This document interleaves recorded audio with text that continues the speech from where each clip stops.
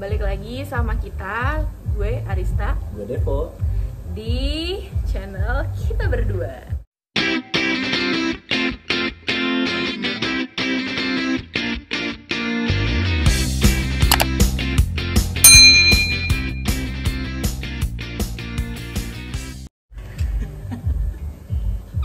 Oke, jadi kali ini gue mau update kondisi terakhir dari ikan-ikan atau bibit ikan nila yang udah ada di kolam kita.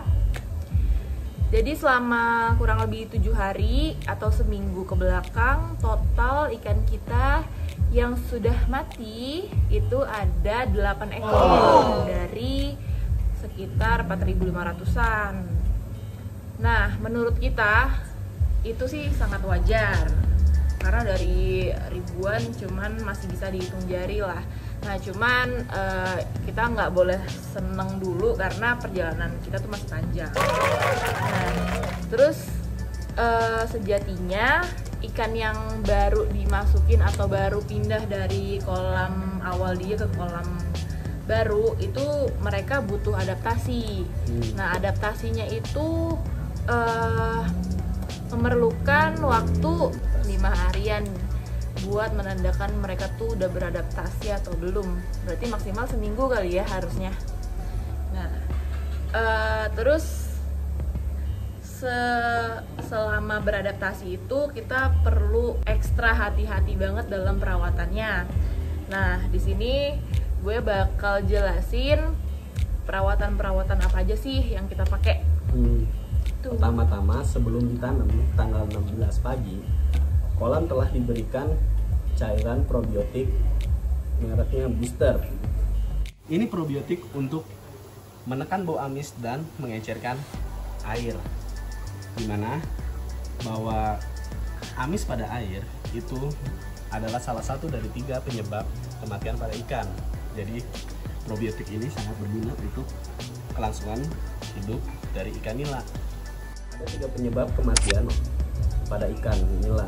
Pertama adalah kebanyakan diberikan pakan. Kedua itu kurangnya oksigen pada kolam. Dan ketiga adalah bau amis ini, bau amis pada air.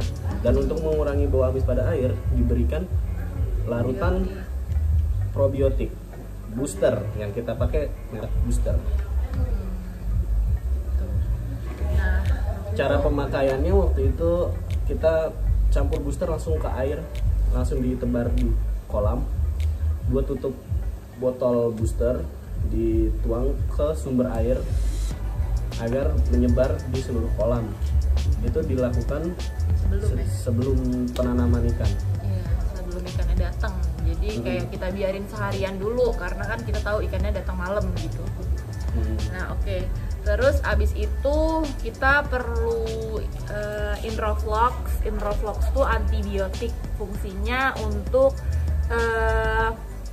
mengurangi atau mengobati luka-luka pada bibit. Jadi karena bibitnya itu kan perjalanannya lumayan jauh dan lumayan lama, jadi ditakutkan waktu dalam perjalanan itu dia gerumbul-gerumbul, bergesekan dengan teman-temannya yang lain, jadi takutnya ada luka dan nanti lukanya tuh malah bermasalah gitu. Terus abis itu buat ini juga menghilangkan virus-virus atau jamur pada bibitnya. Nah pemakaian Inroflox kayak gini ini sebenarnya ada kemasannya gitu, cuman kita udah pindahin ke wadah, cuman nanti gue taruh di sini. Nah pemakaiannya tuh kalau untuk pencegahan atau pengobatan kurang lebih 2-4 gram Inroflox diaduk, dilarutkan di air sebanyak 250 ml. Dilarutkan, habis itu dicampur ke pakan. Nah pakannya itu bisa langsung dikasih ke ikan, ke bibit kayak gitu.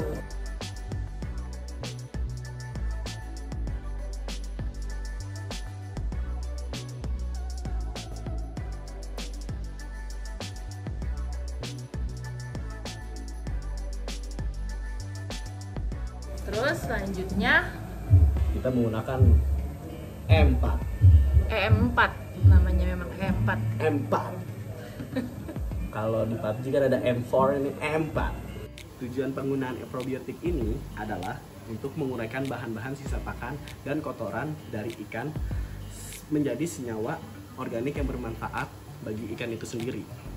Dimana kalau banyak pakanan yang tersisa di air atau kolam, itu akan menyebabkan timbulnya bakteri-bakteri jahat yang akan menimbulkan penyakit pada ikan yang bisa menyebabkan kematian. Sehingga M4 membantu untuk menguraikan pakan tersebut dan juga kotoran pada kolam. Terima kasih. Dan cara pengaplikasiannya adalah dicampur 2 tutup botol M4 dicampur ke dalam air kolam sebanyak 1 liter atau 1 ember semen biasanya. Itu diaduk hingga merata dan dicampur dengan molase.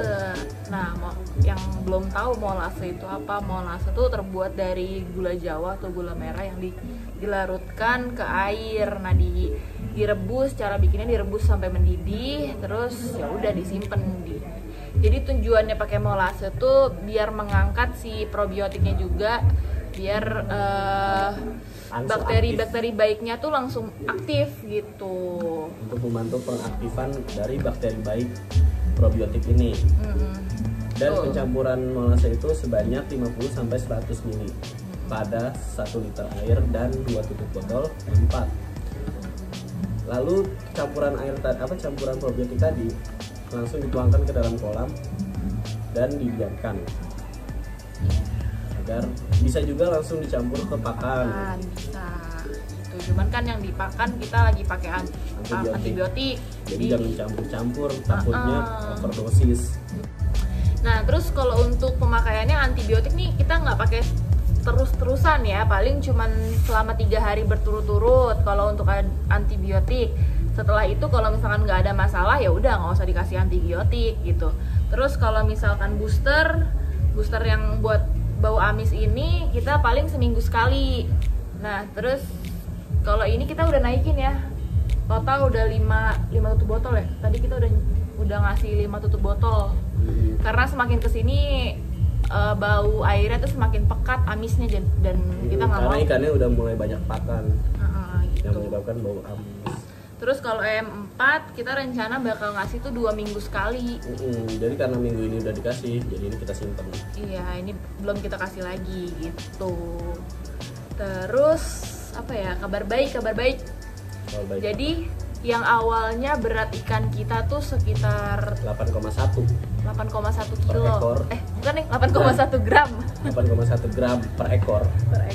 Nah, sampai dengan hari ini itu kita udah sampling sebanyak berapa? 10 ekor. 10 ekor. Dan 10-10-nya 16,7. Berarti naik berapa itu? Itu berarti naik 2 kali lipat. 2 kali lipat dalam 7 hari, bayangin. Ini sangat bisnisnya sangat bagus. Pasti gue yakin kalau kamu rajin meriksanya, kita sama-sama rajin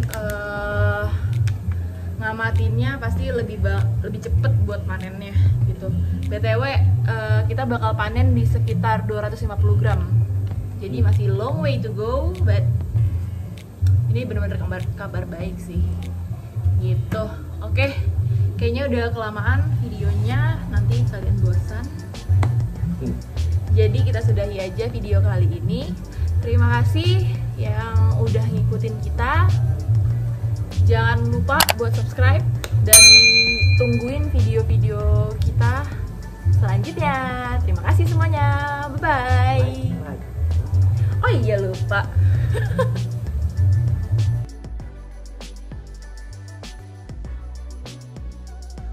Nih, kita mau kasih bukti ya kalau bibit kita tuh udah berkembang. Pelan-pelan ngambilnya. Nggak dapat, harus dipanggil pakanan. Gitu. Bisa dapetnya.